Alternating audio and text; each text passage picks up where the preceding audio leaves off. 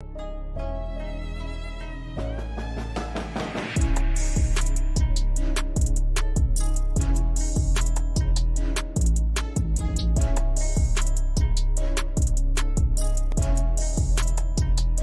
and welcome to Beyond BMR. I'm your host, Bigfoot Michigan Rob. This show goes beyond cryptids and Bigfoot. We take a much deeper dive down that rabbit hole. We take on subjects beyond our very own realms and realities. We look at strange phenomena in the unexplained, such as time travel, alien and UFO existence, strange hauntings and mysteries. We focus on all of these rabbit holes and how they come full circle. Tonight, Jerimiah Fountain joins us, researcher, experiencer. And yes, typically we reserve the Bigfoot Michigan Rob on Thursdays, but you know what? I couldn't get him for Thursday, so we're talking Bigfoot all night long on Tuesday. And always, TEX, the bearded wonder, my buddy, will be joining us shortly. Subscribe to Bigfoot Michigan Rob on YouTube. Subscribe to Texas Front Porch on YouTube. You can find us on Odyssey Radio, iHeartRadio, and KPNL Radio. Thank you to the lovely Selene out in Oregon for that. And we're found wherever podcasts are broadcast. If you like our content, the Super Chat is open. Super Chat. Long after the show ends, the Super Thanks is always open. If you care to donate after the show, that's appreciated as well. Don't forget to smash the alert bell, the like, and subscribe to myself, to TEX, to Jason, to Bobby Van Buren, the Blondes, the Booze, and everybody else on our platform.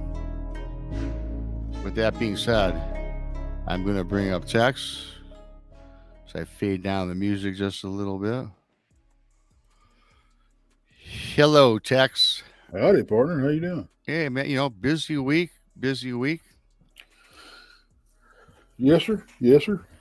You just finished up a little holiday show with Bobby V, and couldn't get over there because couldn't figure it out. It only went to my phone, not my computer. So my apologies to Bob Van Buren on that wonderful show that he puts out on Tuesdays. We got. I'm looking forward to this show. I am too. I mentioned earlier, Beyond BMR is kind of different. We try to do things that aren't really cryptid related, but every show, as I mentioned, in the preamble, everything is interrelated. And I tried to get Jeremiah on for brunch, but, because of scheduling, I said, you know what? It's the holiday season and all of our audience loves Bigfoot anyway. So why not go beyond Bigfoot with Jeremiah? And I still hear a little music in the background. I'll figure that out in a minute. But in the meantime, I'm going to bring up for the very first time, Jerimiah Fountain. Jeremiah. Gentlemen.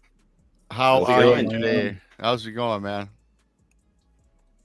Excellent, Tex. Bob, Rob, it's an honor. I'm a big fan, and it's great to be here. Well, it's really great to have you. And I know Tex is excited because anytime, Tex and I, for the longest time, did brunch with Bigfoot Michigan Rob together on Thursdays, excuse me, get my days correct. But he's got this weird work schedule, and I know he misses talking Bigfoot with Big BMR and all our fabulous guests, and you're one of them for the first time on the show, and so this is a little Christmas treat for Tex, for our audience. There we go. And here we go with it all. And before we get into it, Jeremiah, why don't you we were talking, you're from New York, and whenever I think about New York, I always think the Big Apple. I think the dropping of the ball. I forget that you've got the Appalachians, you've got the forest, man. Why don't you walk us through what you're all about before we get started, my friend? Yeah. Well, from the Adirondacks, from a logging family, and like you said, people forget about the 6.2 million acres just in the Adirondack Park alone. And not to mention the 2 million acres you know, which is right above New York City. So there's a significant amount of wilderness, more wilderness than there is actually urban areas in New York State. And like you said, a lot of people do not realize that. You know, so, you know, I grew up in the woods, from, like I said, from a logging family. And, you know, my grandfather was a logger, great grandfather. You know, we grew up, we own a lot of family land, you know, one property, which my wife and I live on. Always, for as long as I can remember, it's been activity. I've always been into cryptids, into Sasquatch. And I was always a little weird kid, you know, one of those, you know. Ever since I saw Patty, I fell in love with her, and that was it. You know, my mother bought me Unexplained Mysteries of the 21st Century, if you remember that book.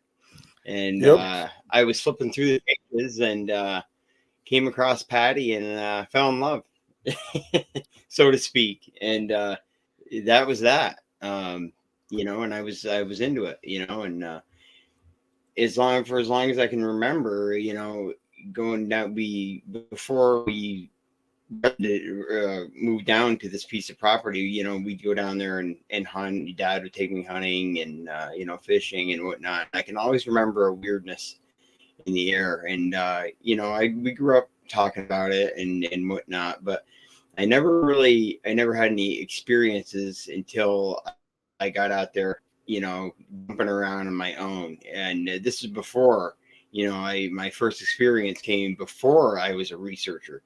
I was just I was into the subject. Don't get me wrong, very heavily into it, but didn't actually say, okay, I need some answers here.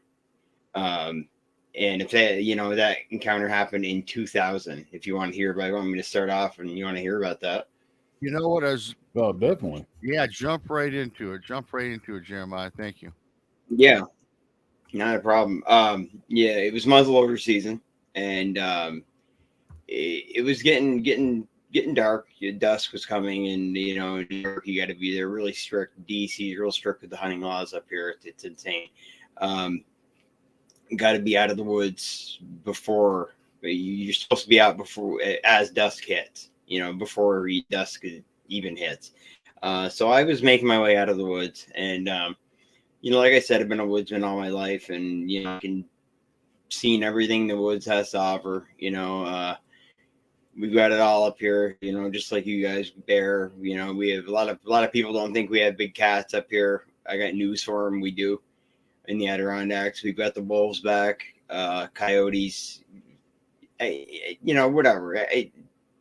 Forest animals, you guys familiar with as well. Yeah. I'm making my way. It's an old logging road, okay, and my truck is parked. It's about a mile walk from where my tree stand.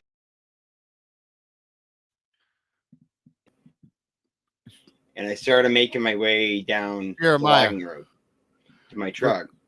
Can you hear me, Jeremiah? Yeah. A quick set. You're kind of delayed a little bit. You might want to. It's up to you. You might. Is it coming through good for you, Tex, or is it cutting out a little bit? If you might, it's up to you, Jeremiah. If you want to maybe just continue on for the next couple of minutes because you're cutting out, but continue on. I'm sorry, man.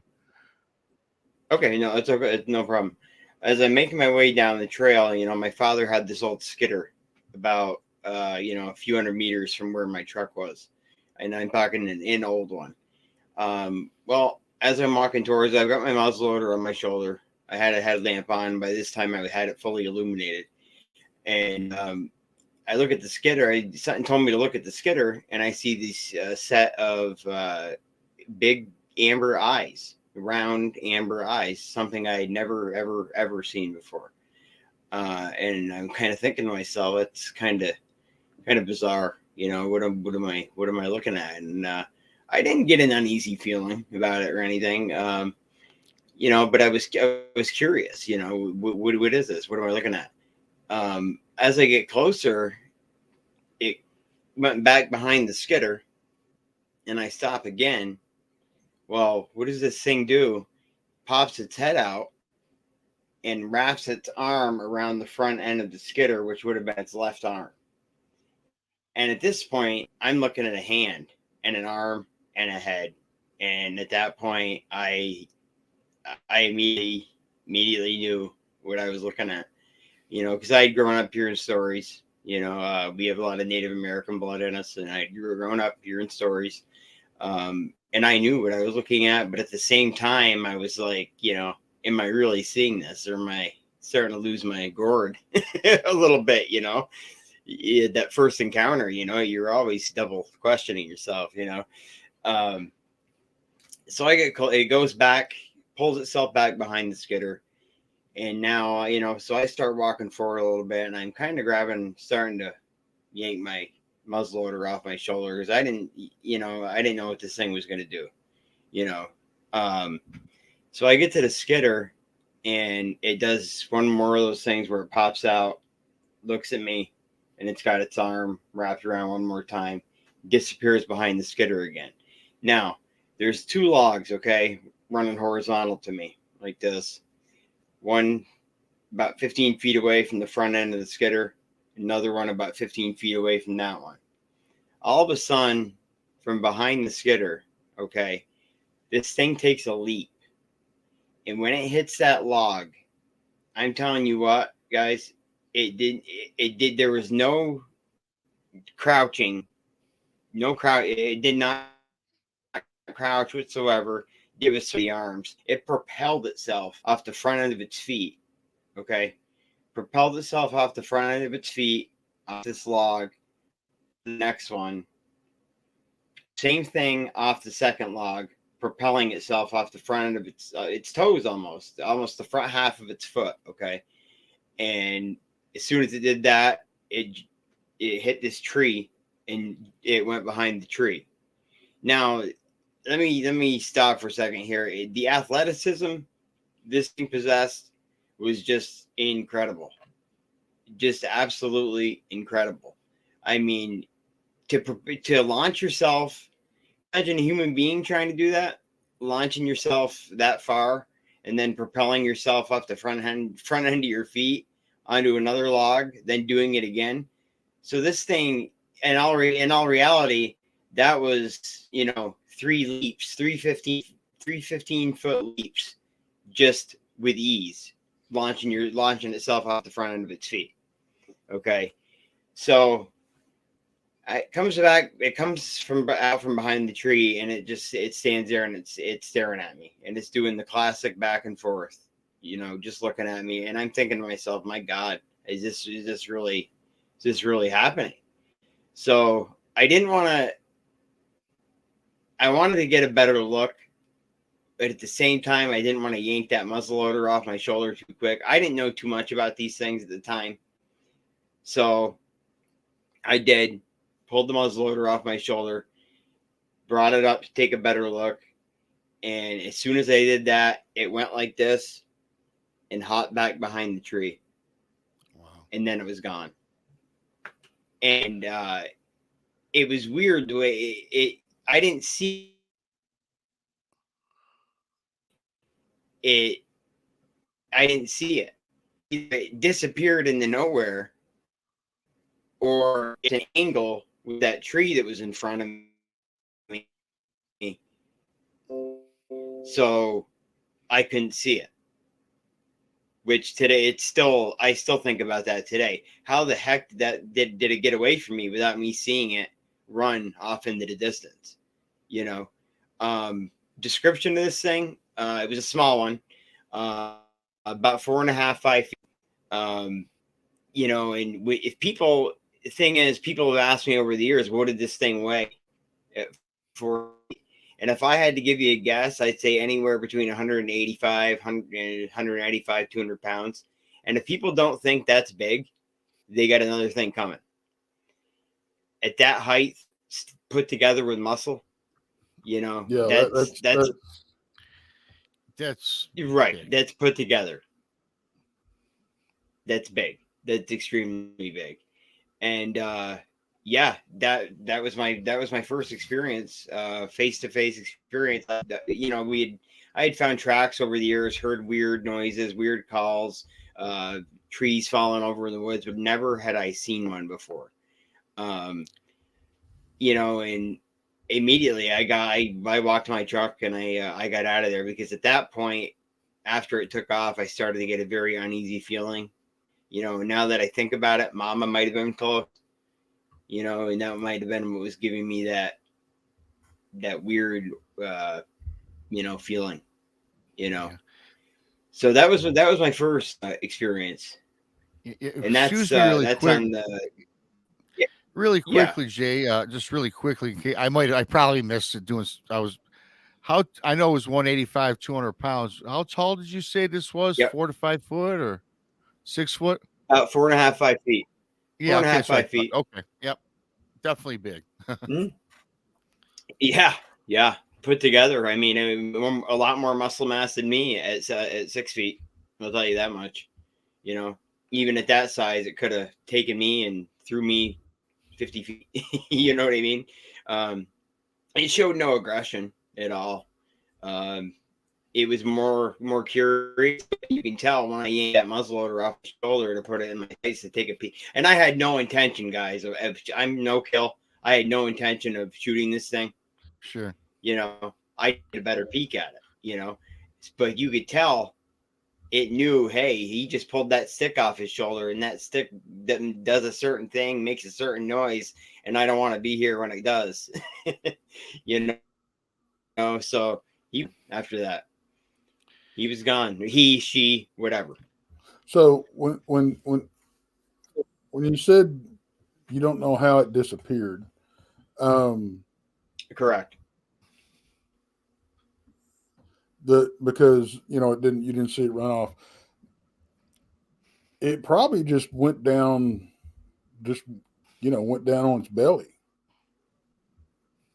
That's a possibility I've thought of over the years as well. That army crawl they do, that right on their belly, they're notorious for that, and we all know that. Yeah, yep. I've thought about that too. These things are good, and I mean, somebody that's halfway decent, and I keep telling people this. Now, I don't know why it's so hard to understand. If you're halfway decent with camouflage, you don't even have to be camouflaged, and you can disappear very, very easily. And these things are masters of their environment. Very easily. They'll melt away. And total masters. So yeah, you could have one right in front of you, and it's gonna go, if it wants to go away, and it doesn't want you to see it. So you're not, and that's all there is to it. Yeah, because I mean, people, like you were just saying, Tex. No, go ahead, bud. I was just going to say, when I saw somebody post a video. It was a deer hunter, and he was looking for this big buck, and he's like, watch for movement, and that's what people are looking for when they're either out hunting or they're just out walking around. They'll register movement. They won't register something if it's completely standing still, and that's right. All these people that say, well, I've never seen one. Well, one, you weren't looking for it. And two, if it doesn't move, you're not probably going to see it anyway. Unless you're specifically looking for those kind of patterns, odds are you're not going to see them. Because that's right. Which kind of brings me to you're not, it's just, that's why I have such a hard time with, a lot of people going, well, it just disappeared in thin air. No, it did not. It just camouflaged itself, and that's all it did. Right. Right. And and that brings me, back in 2007, between 2000 and 2007.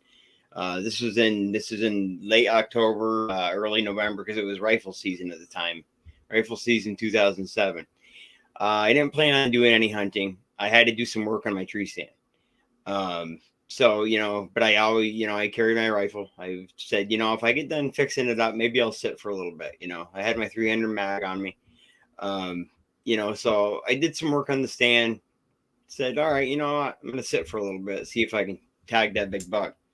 So, I'm sitting there. I had a really very, very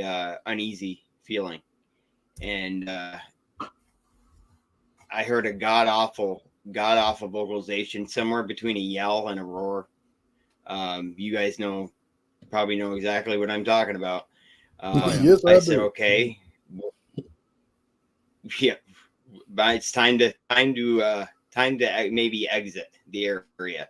So as you get out of my tree stand, you take a path and you get to this artesian spring, this nice, beautiful pond. And that's one of the things I think brings these things in to this piece of property.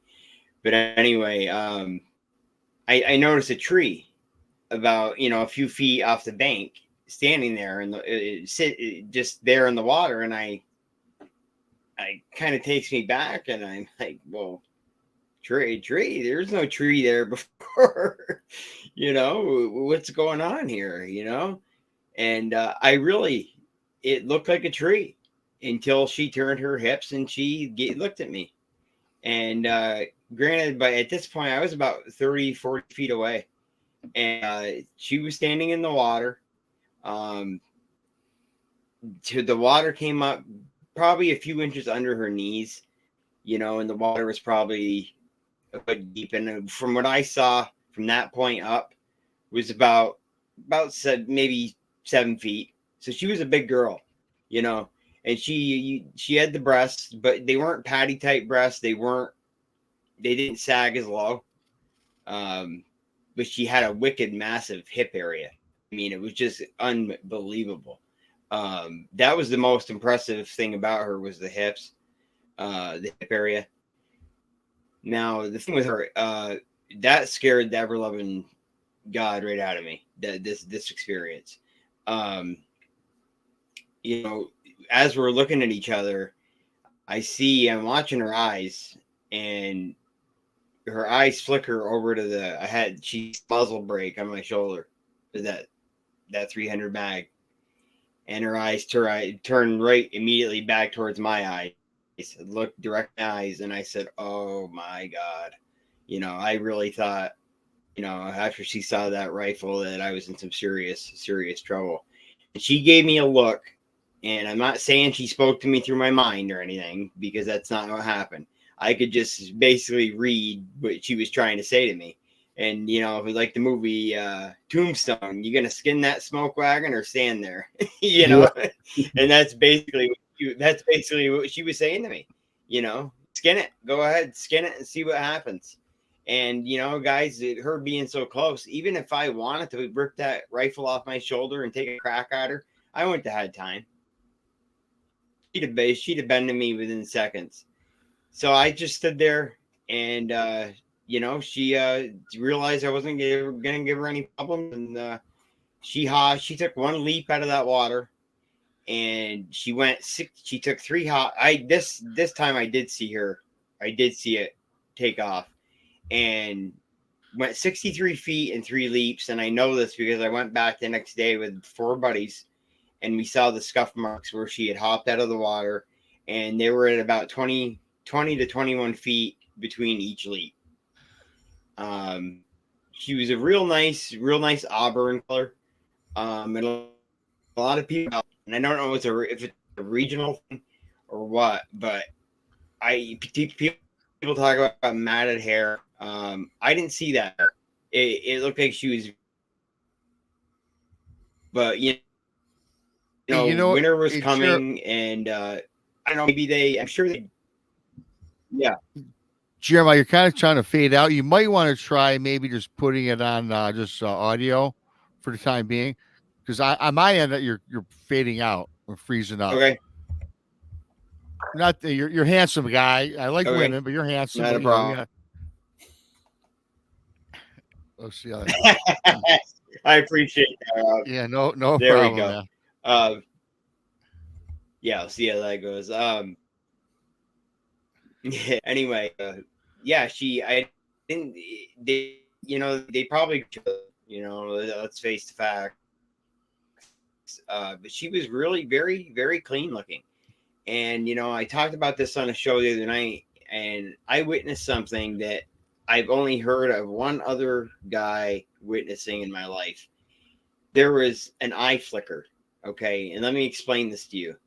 When she was staring at me, the only and the only thing it reminds me of is, when a shark bites down on a seal or whatever, and a fish, or that shield comes over their eyes. When she was looking at me, it was like a membrane or something, an eye shield that came from the bottom, and she flickered it at me 5-6 times. And wow. I thought, for all these years, I thought I was going crazy. And someone told me the other night they knew someone else that had experienced this. And I've recently gotten with this guy, and we've talked about it. And he witnessed the same exact thing. You guys ever heard of anything like that before? I've heard of it, but not. I think this is probably like the second or third time I've ever heard it. Yeah, same for me. Yeah, I haven't heard it. I've heard it one other time, and that was just recently. Yeah, which was very weird. I don't know what that is for. Maybe see it. And I get different theories on it. Maybe it helps them see it. Maybe I don't know.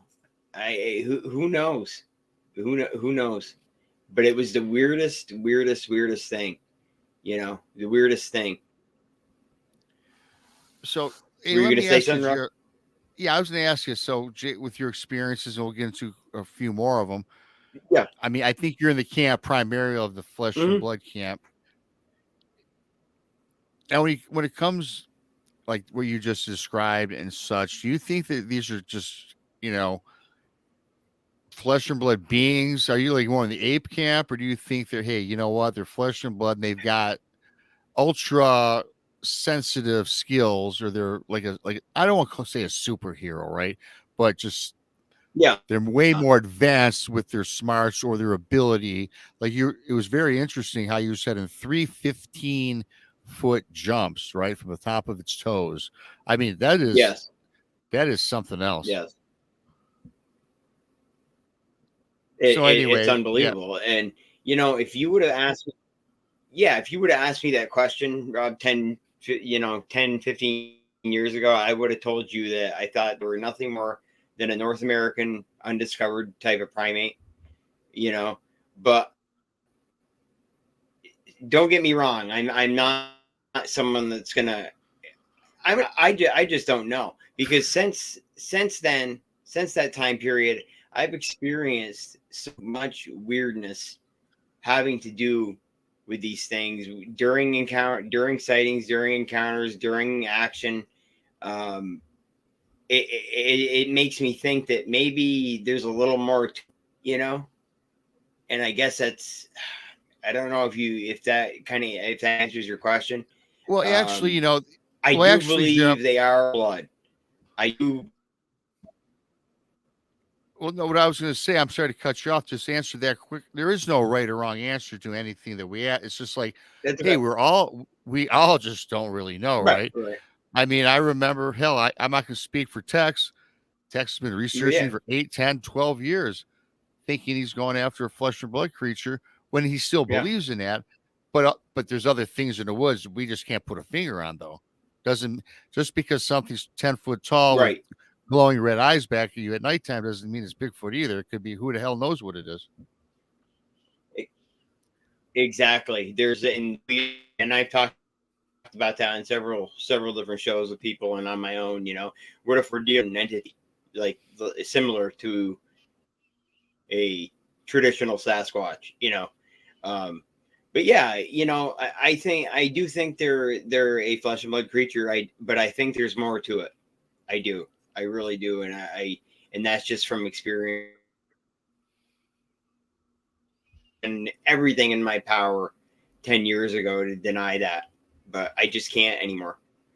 Can't deny it anymore. No. Something that I've noticed over something I've noticed over the last probably year and a half, I guess, it really started to stand out to me is I think that the ape camp is shrinking. There's so many people out there that are going, there's something else going on. Now I'm not, don't get me wrong, I'm not fully in the woo camp. And I don't think, and like I've said this many times, folks, Right. I'm not saying I'm right. It's just I haven't seen any evidence to support the mind speaking, the predator-like camouflage and stuff like that. I haven't ran across anything when let me get this straight. The ones that I feel like were Bigfoot, the physical Bigfoot that I've ran into, I haven't seen them do anything otherworldly. Okay. Now I've ran into some other crazy shit. Okay. Right. But yes. I don't think that had anything to do with Bigfoot as far as them being those kind of entities.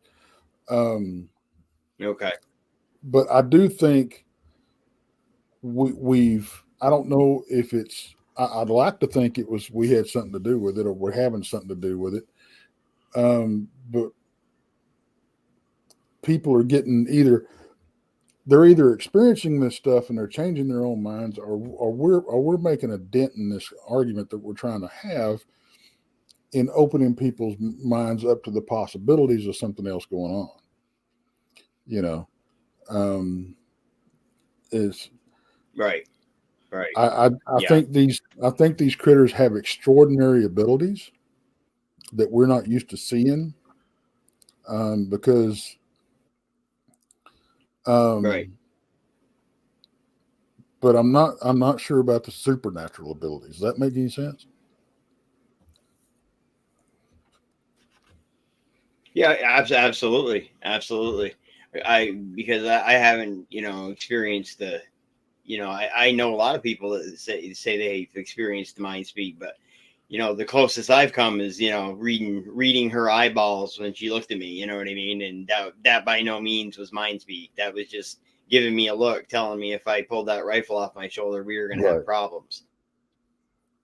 And you can be human now if you're in that situation. But, I had, and like you, Taxi, like you say, I've experienced some weird shit myself. Especially after, my wife and I, we started building a place on the land back in 2016, and we lived off the grid. She had a very cool encounter as well, and she wanted to go for a 4-wheeler ride down to the pond, and I said, okay, have fun. And we were actually living off the grid in a camper at the time, building our place. So she cruised down. She came back, and she said, I saw one. I said, well, what happens? And I said, where'd you see it? And she pointed to where she saw it on the other side of the right there, and he cleared it. He cleared the limb by about 2 inches. And hey, Jay, we went over where she had her hold the tape at the up Jay, of the Jay, and that measured out at 10 foot. Jeremiah. Yes. I hate to say this. We missed about the last 5 minutes of that. Well, 3 minutes of that. It's starting to bust up pretty bad. If you could, just for a minute, you might want to try logging out, coming back in. Me and Tex can uphold it, because unfortunately, man, you had some great stuff that we all missed.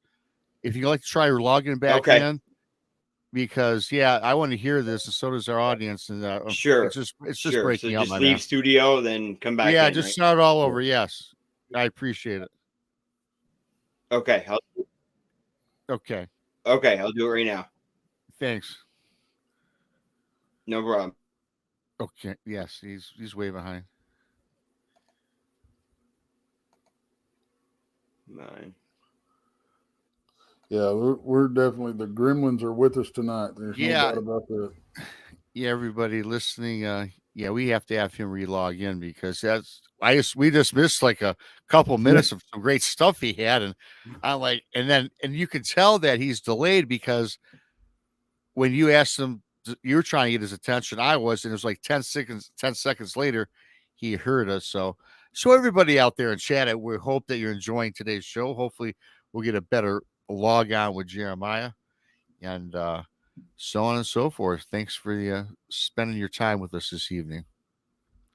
yeah, and we appreciate your patience too. I mean, Yeah, it's unfortunately this is the nature of the beast when it comes to doing live shows, but yeah, and he's probably got some weather brewing because in my state, Texas, we've got 18 to 24 inches coming from the west. Now I'm on the east, so I probably won't get all that. But it looks like he's coming back in here, and hopefully, yeah. we got a little better connection here. Jeremiah. Yes. Did you want me to go just audio? Well, we'll try this for a moment. I mean, like I said, the last 2 minutes, man, me and Tex trying to get your attention, and we missed. That was some great stuff you were saying, and we missed it. Couldn't hear it. We're like on a Yeah. 10-minute delay, it seems. So if you kind of want to get your Okay. thoughts together and kind of maybe go back a little bit, Absolutely. and we'll see how the audio and video plays back. Sure. So she comes back, tells me, hey, I saw one. I said, show me where. We go back, and she said, right there, points to the other side of the trail. She said, that tree. She said, he came out from behind it. He stared at me. They stared at each other. And she said, and I haven't heard a lot of people say this, but she said it was a very pleasant experience. I mean, may sound weird to a lot of people, but that's exactly what she said to me. Maybe it didn't feel threatened because she was a little 5'3" woman, 100-pound woman. I don't know, but she said it was a kind of a pleasant experience. They just looked at each other, and that was that. And she said it turned, and it walked under a branch, and she said it cleared the branch by just a couple inches. I had my tape on me. I whipped the four-wheeler around to that limb. And I stood on top of the four-wheeler. I pulled the tape out, had her hold it at the bottom of the ground, and I went up to the bottom of that limb, and it measured out at 10'6". And she said that thing cleared it by only a few inches, which would make him a very big boy. 10'3", 10'4". That's a big boy. And we've come to the conclusion, with the evidence we've collected over the years, that's probably the alpha male of the group. We figure there's about 6 to 8 of them on the property itself. But he's definitely, I think he's the king. But and back to what you were saying about camouflage text here, you're going to like this. So when he walked away, okay, when he walked away, she said he walked behind the tree. Now, she said his shoulders had to have been 5.5, if not bigger. 5.5 feet, if not bigger.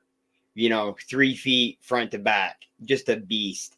So he went behind a tree, and she could see the tree was only, she said, was the tree itself, it was only about a foot wide, maybe 1.5 feet. He walked behind it, and as soon as he walked behind it, she could only see one of his shoulders, a part of one of his shoulders, where technically she should have been able to see them both. With the tree being that thin and his shoulders being that wide, she should have been able to see both of them. So, yeah, back to your camouflage. That's pretty impressive to be able to camouflage yourself up like that. Yeah, I don't know how he did it, but he did. And I think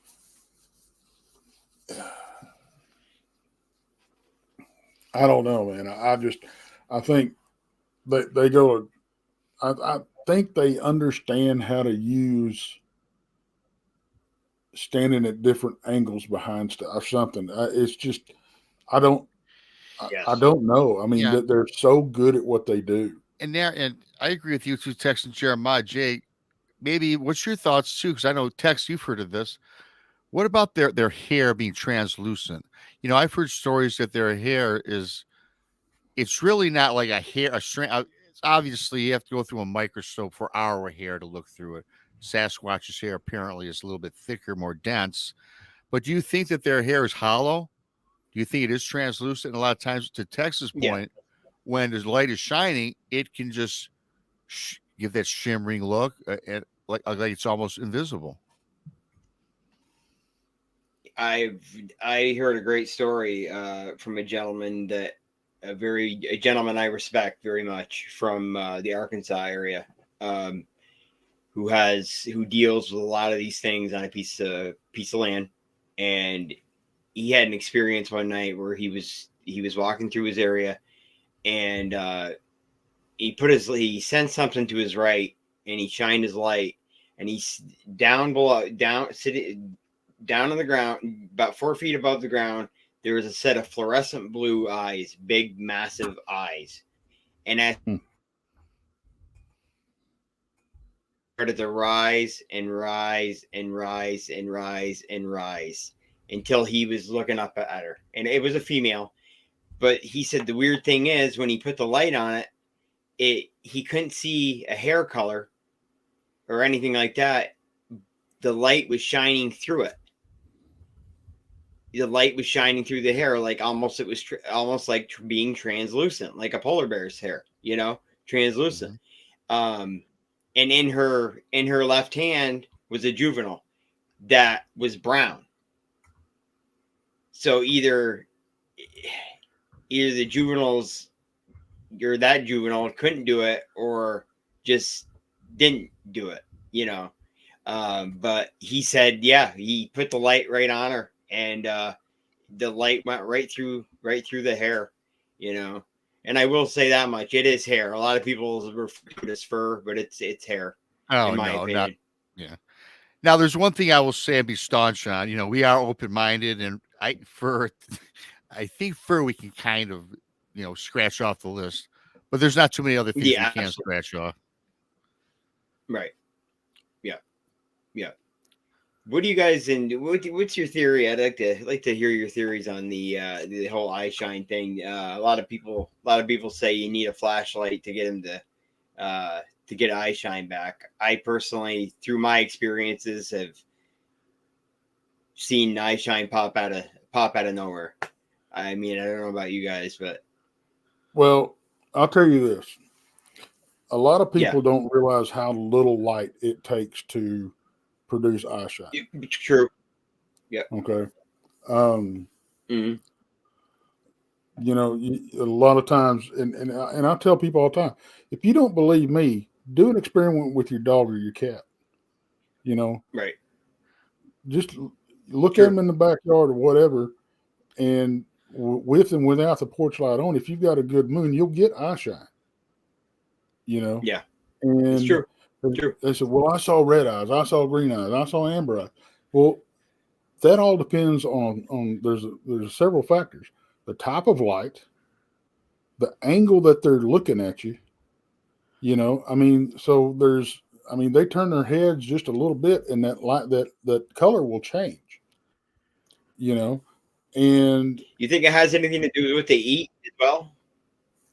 I can't say what they have eaten that day.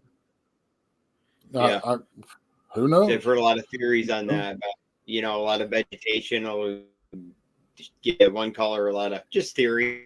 Just different things. Yeah, I was just curious to see what you guys thought about that.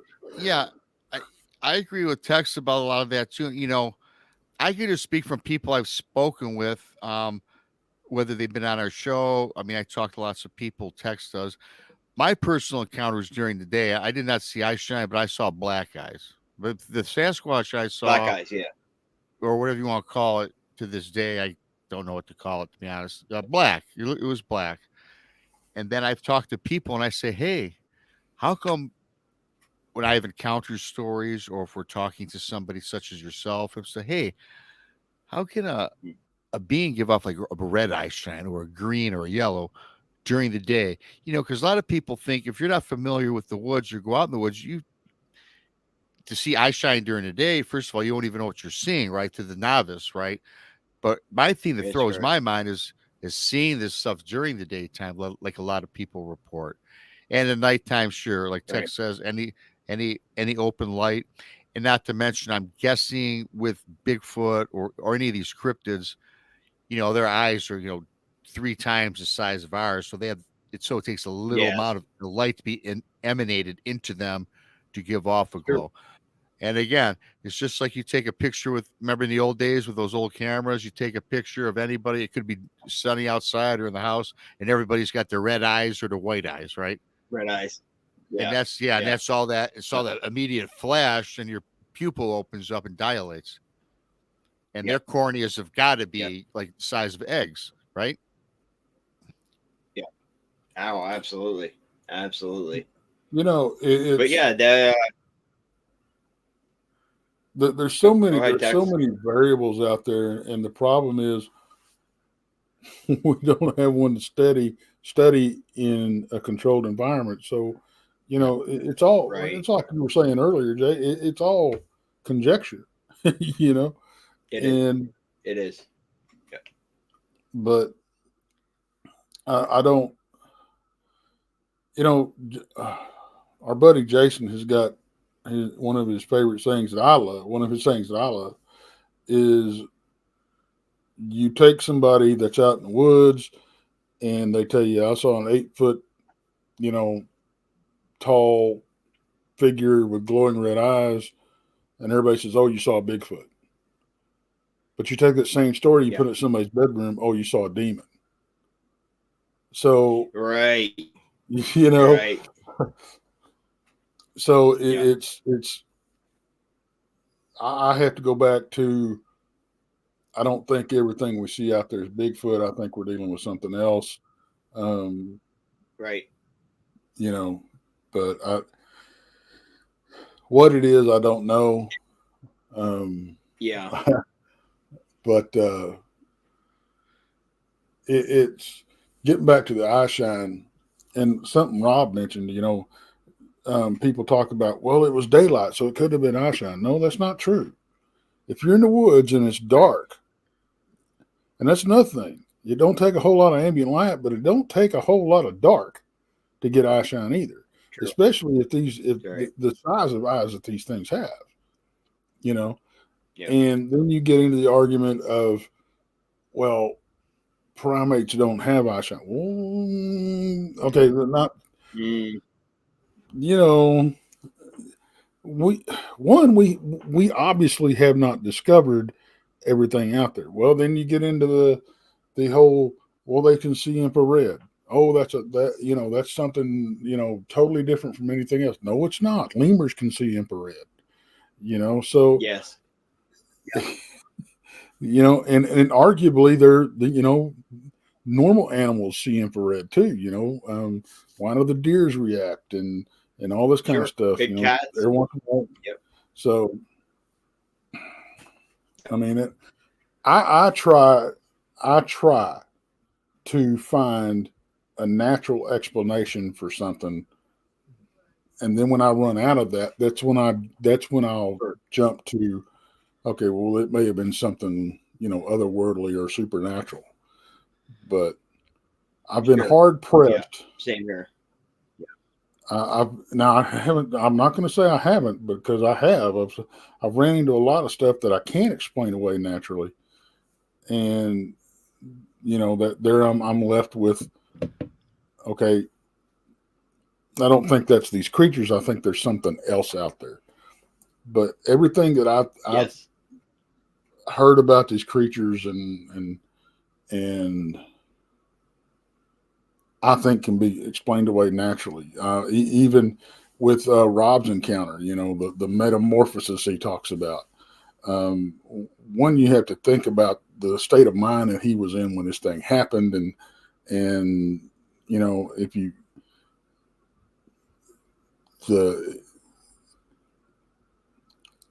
even with people, they talk about somebody getting so angry or something like that that their face, it don't even look like them anymore for that period of time. So, right. I'm really trying to explain everything away as a natural thing. Yeah, I do too. I'm with Tex too. With paranormal, really what the definition of paranormal in my mind is this: something that goes outside of the norm. Paranormal. It doesn't really mean a ghost, an entity, a spirit, a demon. It just means something's not natural or normal. And I think with Sasquatch and Jeremiah, it's certainly not normal. So I guess you could say paranormal, but you're not going to put it under that umbrella of a paranormal entity. Like Tex was saying about. I agree. Yeah. What Tex was saying about my encounter, and not to sound funny, you guys, but 2018, I've been dealing with this and what the heck it was since 2018, and I kid you guys not, I have gone into the mirror of my bathroom, stood in front of it, and I tried to make all the craziest expressions and contorted my face literally 1,000 times. And I came across some faces, and again, I'm not being funny. I'm doing this as research, experimentation. Yeah. I made some pretty creepy ass looking faces that look nothing like me. I mean, if I know it's me because I'm doing it, but if we met for the first time and I took a before and after picture, you would not even know it's me. You might see some resemblance, but I tell you what, I made myself look like a creature. Yeah. Yeah. I think we've all done it, especially as kids. I think we kind of derailed from your original question there, Jay. But yeah, well, but it's so encompassing. That's the thing about the thing I love and hate about this subject. There's so many rabbit holes and theories and thoughts. You start going there down, is. And honestly, every time we do one of these shows, there's something that I haven't thought about in the past that, the guest will say, or one of us will say, and I'm like, wait a minute, I never thought about this. What about this? So it's a learning, curve for all of us, every show, every conversation. Yeah. Yep. Because you could be sitting here talking to somebody and they'll bring something up. Wow, I never thought about that. And then you put that in your toolbox, Yeah. But I think we can't dismiss anything, and even myself, as much as I try to explain things away as being a natural deal, I'm not going to dismiss the fact that I'm going to run into something that can't be explained. And I'm one of these days, and I've always said, I'm not on board with the mind speak quite yet, but that's just because I haven't had it happen to me. I'm not saying it doesn't happen, but I'm not convinced it's Bigfoot doing it. Right. Now, if it happens to me, I'll be the first one to jump on here and go, you know what, guys, y'all right. Yeah. Yeah. And if you think about, and even looking at the thing like mind speak, I'm not going to go out on the limb and say mind speak exists, but as human beings, and I always revert back to this, I personally have an innate ability to sum up somebody. If I walk in a mobile gas station or Amoco and I meet a person, a stranger, I have this ability. I can sum up this person in under a minute, and I can determine what their intentions are. And I can even determine if they're a good or bad person. And I've proven this many times because throughout the years, many years of doing this, I found out about certain people that were investigated were in fact what I thought they were. And it's even like something even simpler.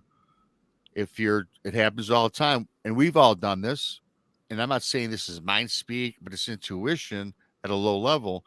We all know when someone's looking at us in a store, and you turn around, and sure enough, someone's staring at you, and someone's staring at you. And a lot of times, I have the ability to read what someone's going to say to me before they do, and they could be a stranger or a family member. Certainly, with family members, a lot better. But so now, if you take it, all these small things that I'm talking about as human beings, and we don't use hardly any of our brain. Well, Jason will say that we only use 2% of our brain. Well, if that's the case, and there's so much untapped knowledge that we have, and then you look at it like a Bigfoot or one of these hominids with the big head, the big skull, and I don't even know how big their brain is. I'm not a scientist. We've never seen one. We've never done an autopsy. I guess just from educational guessing, their brain's bigger than ours. So can you imagine the thought processes and things that they can pick up? Because I've been told when somebody comes into the forest, they can smell gunpowder a mile away. They can tell your intentions when you walk out of a car, if you're up to no good, to hunt them or be friendly with them. So you hear all these things, so it just makes you wonder. You know what I mean? So it's, the more I learn today, the less I know yesterday. Exactly. The more questions we answer, in this field, the 20 more pop up. You answer one, 20 more pop up. That's just how it is. That's how it's always been. Oh, for sure. So when she said, always absolutely. When your wife talks about it being a positive experience or a pleasant experience. Yes. Yes. You don't hear that very often.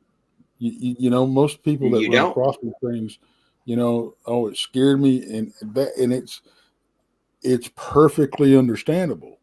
I mean, I had this conversation a few weeks ago on a show I did. Are they monsters or are they monstrous? And Yes. I feel it's the latter. I don't think they're monsters. We're the monsters, if anything. I agree. If anything, absolutely. My wife, she's a paranormal investigator by trade. We kind of balance each other out. So she maybe the things she's experienced in the past on her investigations on her end of things, were much worse than seeing this this Sasquatch so close, from 30 feet away. Maybe that helped make it a more pleasant experience. I don't know, but those were her exact words. It was a pleasant experience. She said they kind of admired her words. We kind of admired each other, and he went his way and I went mine, it's very, very bizarre because you don't hear that a lot, and I'll be the first to admit, it's not a pleasant experience to see one. Well, you can't. It's not like, you're seeing something that ain't supposed to exist, Exactly. So you got to get your mind around that first, Yeah. This is normally where we take a 5-minute break, but I'm not going to do that because I don't want to lose Jeremiah. But I got to let my dog out. If you want to carry on really quickly, text with Jeremiah. We can do that. Sure. All right. I didn't even know you had a dog, but okay. There's not everything you know about. I've only known you for 2 years, Tex. Well, probably 4, but 2 years on the show. I can't let up all my secrets, my friend. I personally think that's code for something, but you go do what you got to do, Rob. You do what you got to do, yeah. So whereabouts you out of anyway? I've been curious. Say again. Whereabouts are you out of? Fort Worth, Texas. Where you living right now?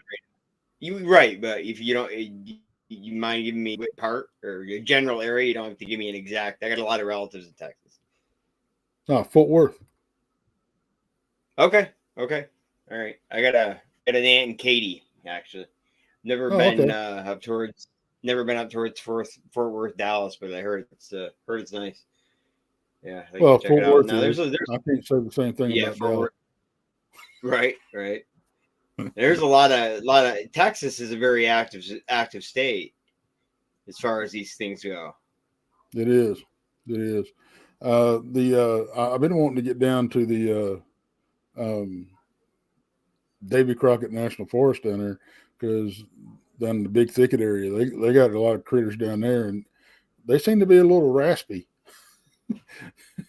Yeah. We we kind of deal with the same thing. We couple different. Now this brings us back to our question. Now, are there, as far as the Sasquatches go, how many different kinds are there, and are they actually different kinds of Sasquatch, or are they different entities altogether? Because right. you know what I'm saying? I'm on where I live right on the line between the St. Lawrence Seaway Valley and the Adirondacks. I'm right on that line. I could hop over either line. Now, the ones I deal with, on our main spot, they don't give us any problems. There's other spots we have where you can cut that tension in the air. As soon as you get out of the vehicle, the tension's in the air. And this type is more proportionally built like us. They look more human.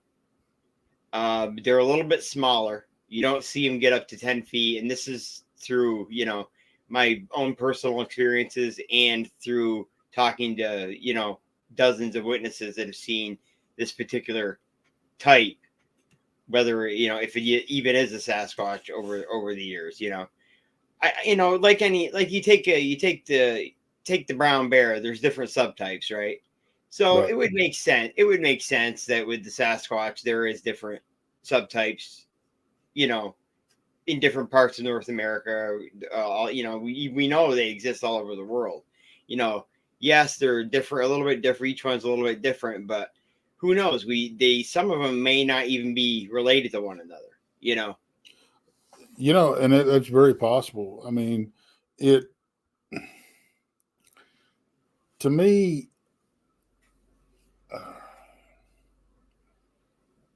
I think there's about as much difference between them as there are between Caucasians, Mexicans, blacks, Asians, that type of thing.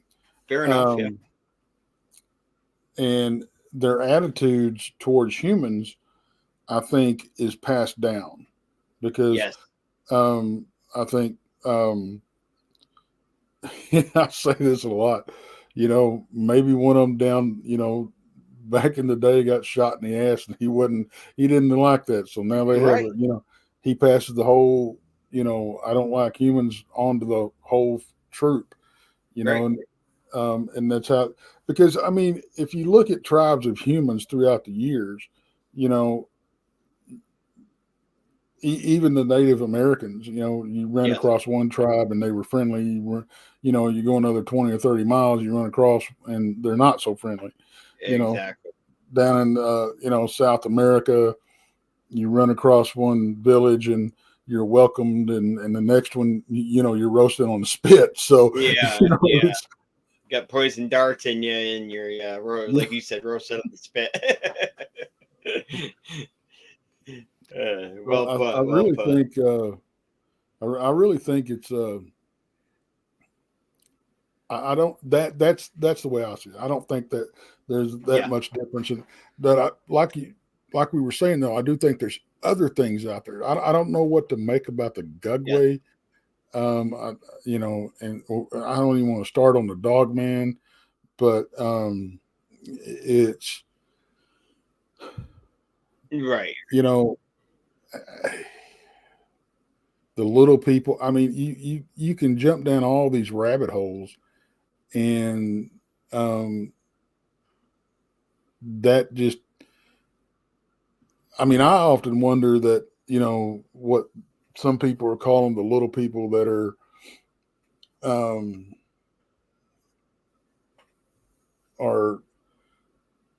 not, and when I'm talking little people, I'm not talking about the ones that they say are about this tall. I'm talking about the little 3 or 4 foot ones. Is it possible that these things could just be juvies? What's that other? Hey, Tex, what's that other small little cryptid that's supposed to be really mean? The puck wedgie. again, Yep. yeah, you've heard that, Jay. Yeah, I've heard when I hear people describe yeah. these, Yeah. we've all seen pictures. It reminds me of like a porcupine really walking with a long, weird face, walking on two legs. But to Texas point, and I think the puckwedgie does exist, but maybe this could be a juvenile. You know what? Do you have any other experiences out in the forest, Jay, outside of Sasquatch? Yeah. I don't want you guys to think I'm Madam No, I hope you. I on hope this one, but I have video proof I can send you. Okay. I do. This is kind of out there, but I'm gonna tell you guys because I know what I saw. My wife and I we were living in North Carolina at the time. We lived down south for a couple of years, and we had an area that was extremely active. We had a Sasquatch sighting there, and I can get back to that after. But we heard something. We heard something coming, walking through the water bipedally. Okay. Bipedally. Didn't see anything yet, but we could hear it coming. Camera. And started filming. We were on the top of a train trestle, and I started filming the bayou. Okay. And I could hear, but I couldn't see anything. I could hear this thing walking under the bridge, and here I am with the camera.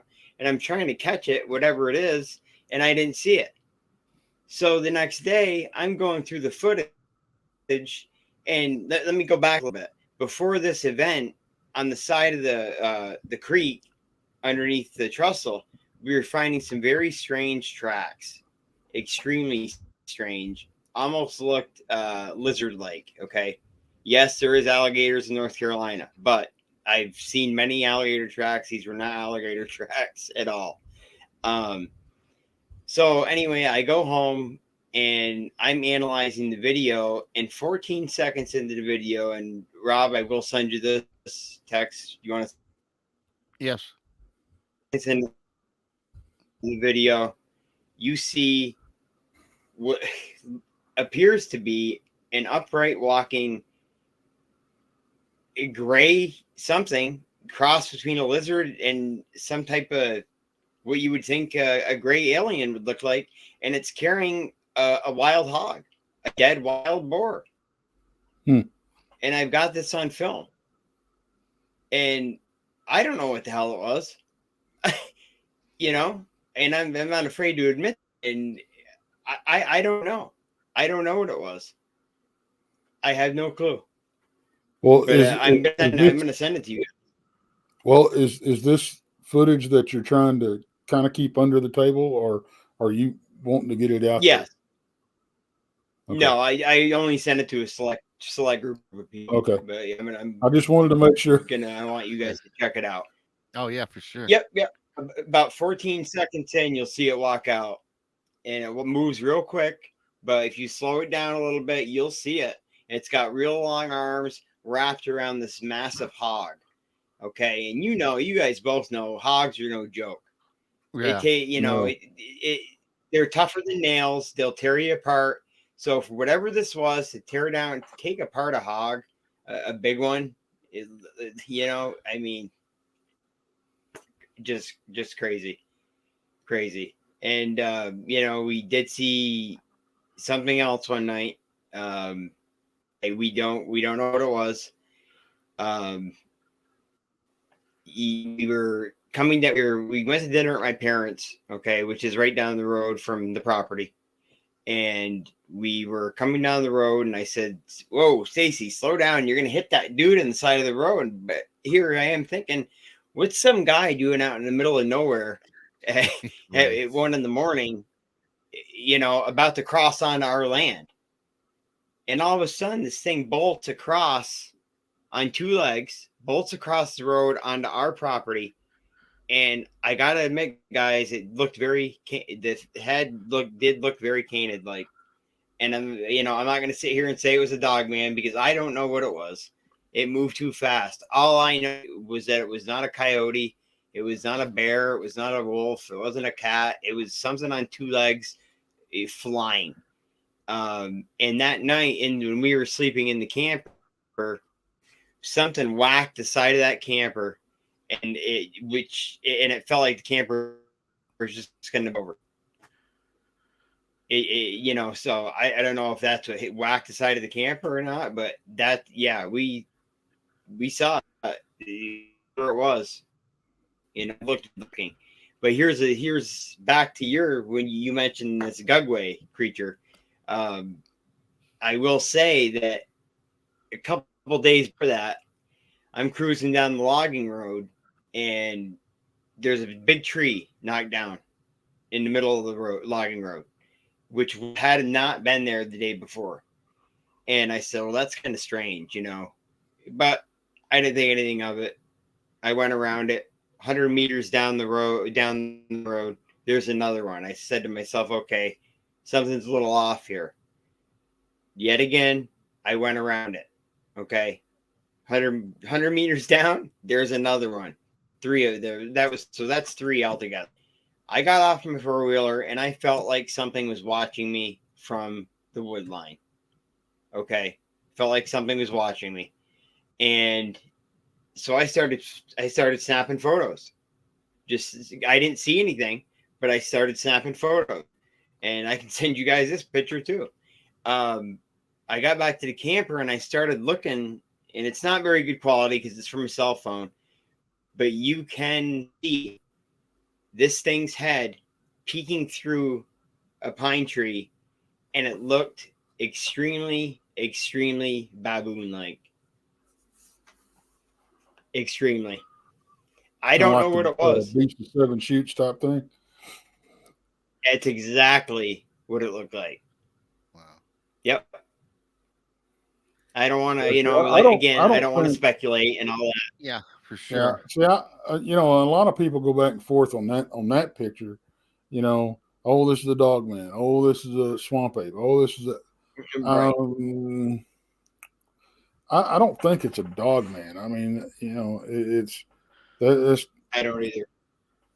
That's just.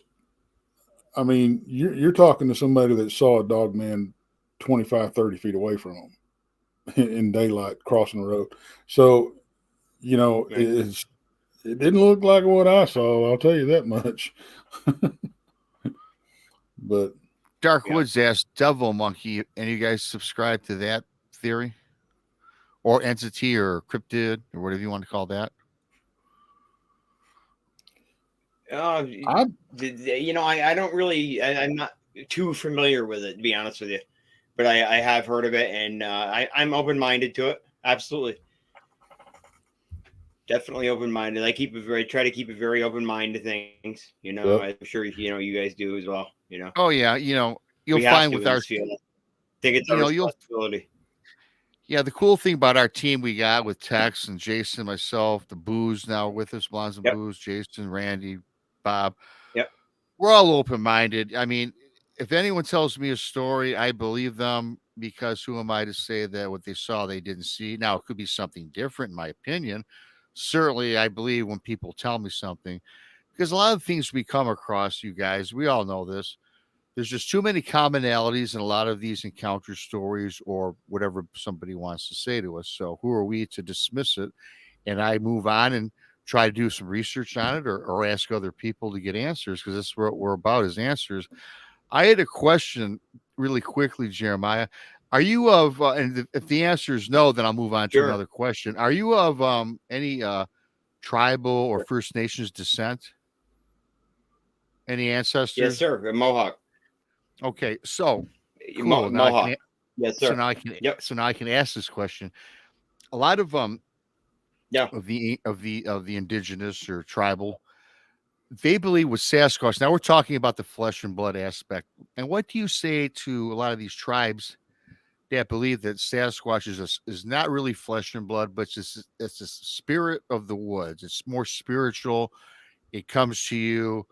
It's transparent. Kind of a lot different to what we've just been talking about today. But there's so many, and I respect our First Nations, and you get a lot of the quote unquote woo factor, frankly, with a lot of these cultures. when you hear these stories, and I'm sure you have, what do you think about that? Yeah.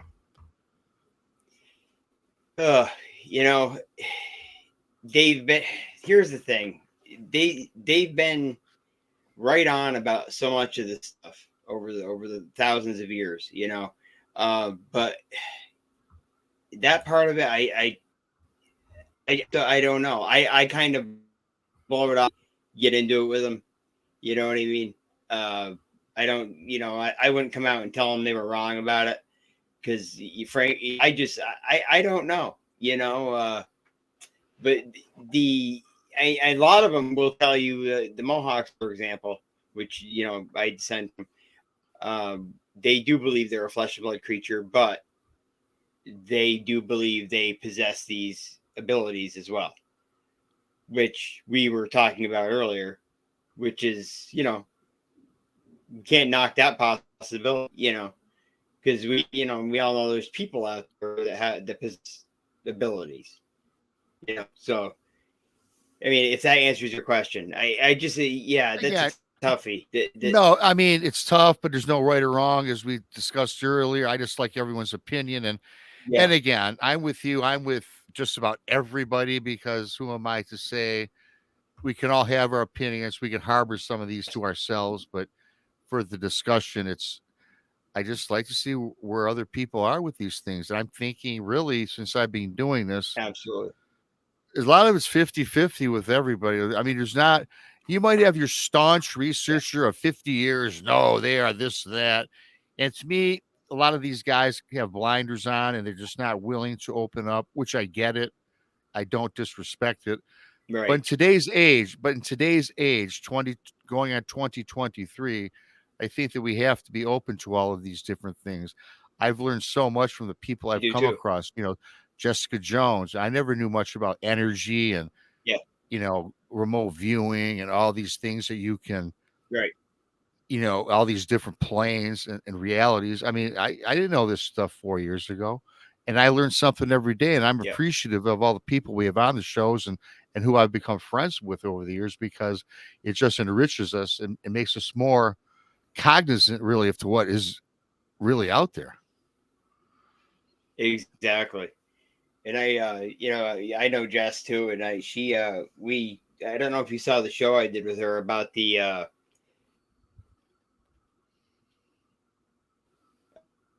did you see that episode that we did? It was around the Halloween time.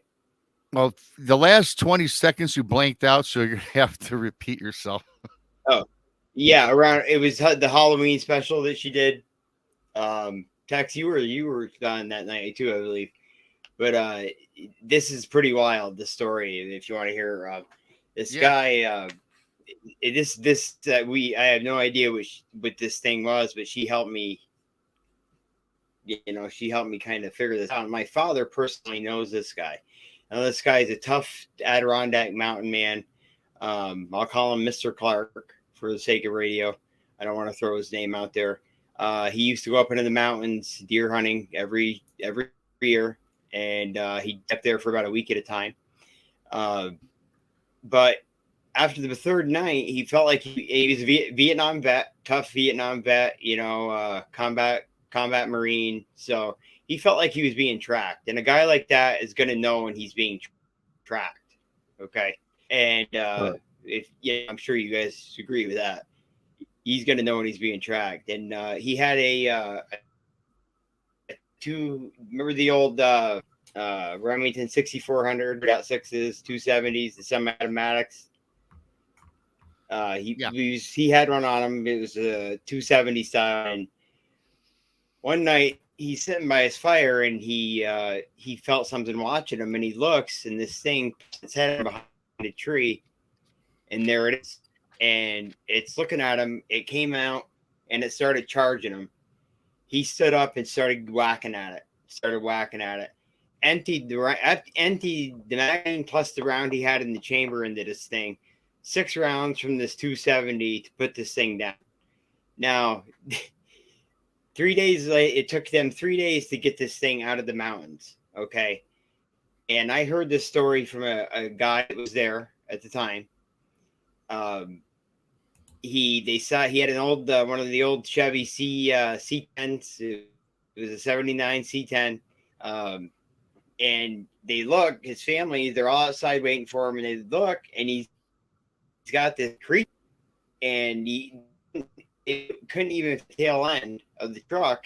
Half of its body was hanging over the front end of the truck, and its arms were spread out. Weird part about this, it had a snout like a horse, canines, eyes like a human on the side of its face, on the side, had a long mane, had a tail, shoulders massive, hands like a human, long claws, and the feet were like tripoded on, not double hoofed, but like triple hoofed almost. And when this thing was charging him, it went down to 4s, and it got back up onto 2, back down to 4s to 2, and then that's when he finally put it down. But when they finally got it off the truck. The dogs that were running around didn't want any part of it. And the guy that told me this story, and my old man, like I said, knows this guy too. And he said, this is a straight shooter, straight guy.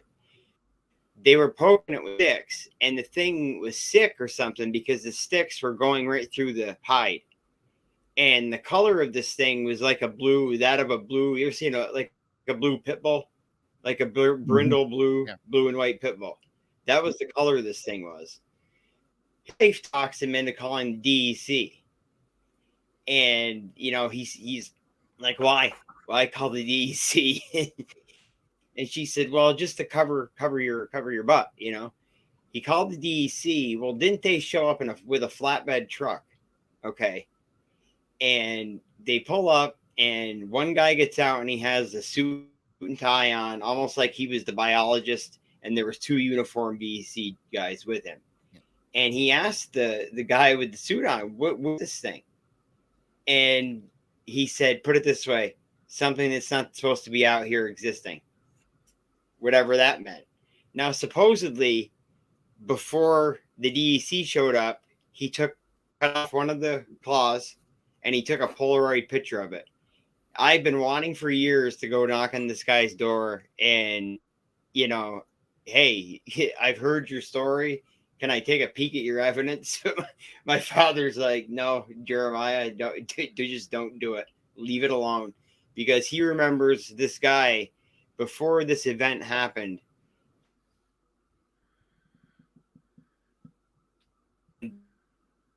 Beard. And over that next year, this event scared him so badly that he turned white. He turned into an old man overnight. This scared him. This scared the heck right out of him. And that's what we talked about that night on that Halloween show. Yep, and, I remember that. Who knows? I don't know what it is. Yeah. Yes. Yep. So back to what you were saying, Tex. There's so much, and Rob. There's so much more out there. There is so much more out there than we realize. Yeah, and the problem is we don't know what they're putting together and what's natural. Exactly. And that was one of the things we brought up that night. Yep. And the way he put that, the guy in the suit, is something that's not supposed to be out here alive. What does that mean? You have more of these things somewhere else alive? I don't mean to start into the conspiracy thing, but it's true. What did he mean by that? Well, and it's like we talked about that night. We recently passed a law that it's against the law to harm any carbon-based chimeras. Well, right. Every life form on Earth is carbon-based. Yeah. What does that say? Yeah. Yeah. Exactly. It's crazy. Yeah. There's so much out there. It's almost text like I can't even. I'm laughing right now because I don't even know where to begin with that. I mean, it's like, I know, right? Me neither. Every time I tell that story to somebody, it still blows my mind, because I know it makes me sound half-witted, but it's the truth. That my father even vouches story, and it's Well, you, I well, would. I tell you Jay, what, I'd like to get my hands on that fingernail on that Polaroid. absolutely. And like Well, you say, though, Jay, it's no story is half-witted, because that's what we do every Yeah, day. And we've heard them. Hell, my story, listening back to my story, I'm like, my God, if it no one is. knew about Bigfoot, you'd be like, oh, yeah, this guy is just trying to tell us, spin a good yarn. And I get that. Surprisingly, I don't get it too often from people, but any story, I mean, we hear stories of that. I'm not even gonna get into this, make you go like, wow, even us, all three of us, we're open-minded, and we probably believe a lot of things we hear, but we all know we've heard them where, wow. But all you have to do is you break them down. Tex and I, we've broken down his Dogman encounter, and even to this day, my encounter, still to this day, we pull out different information about, what we tell in our stories. And, the more and more we Yes. break things down, the more they resonate better. I mean, they seem like, okay, yeah, you know what? That explains this. Yeah. That explains that. A lot of Yeah. times you might hear a story like you just told and just let it go. Then it kind of just evaporates. Only you know it. But until you bring it to people and you just go over it line by line, detail by detail, then you can get certain answers that dismiss certain things. Yeah. But there's also answers that substantiate things that you believe. Right? that Yeah. is true. Exactly. So, It's true. Exactly. So, there's a question in here that buddy of mine in Texas wanted to ask. I don't know if he's still in chat. Monster Radio, Ryan. I'm going to pull it up. He asks, blah, blah, blah. At Bigfoot Mr. Rob, question for Jay. Has he ever seen the more ape-like, chimp-like squatch they describe down south? I guess like the skunk ape. Yes. That's yep. I was going to get into that when we lived in North Carolina. We were down hanging out under that trestle one night, and I had my 19-year-old daughter with me, and one of her as well as my wife. And I was actually texting someone in regards to the action we had been getting that night. We had gotten some awesome vocalization, and all of a sudden I feel my daughter says, "Oh my God, what is that?" And just as I'm looking up, I see this thing, and she saw it walk right out of the bayou, and it was walking in the water. They all saw it walk out, but I'm on my phone, like an idiot, and I didn't pay us any mind. Okay, it was gray in color. We had the light right on it. It didn't pay us any mind. It walked up the side of the hill, crossed the trestle over the top of us. We could hear it walk down the other side, and it walked away. Now this one was shorter than what I've experienced up here, shorter and built different. It was more how do I want to put this? It had kind of it was like I said, shorter and maybe a little stockier, not as tall, and like the bodybuilder build, not like that, but shorter and very stocky, and almost like it had a little bit of a beer belly, but you could tell it wasn't a fat beer belly. It was all solid rock. You could tell just by looking at it. It didn't pay us any mind though. But like I said, it was color, and it was pretty wild. Yeah. Yep. So that was in that same spot as I took the video of that reptilian type creature. Same exact spot. Yeah, I'm looking forward to seeing that. I don't know why. Yeah, I'm gonna send it to you guys as soon as we're done here. I don't know why I've been blessed with these experiences over the years. They seem to target certain people and let certain people see them.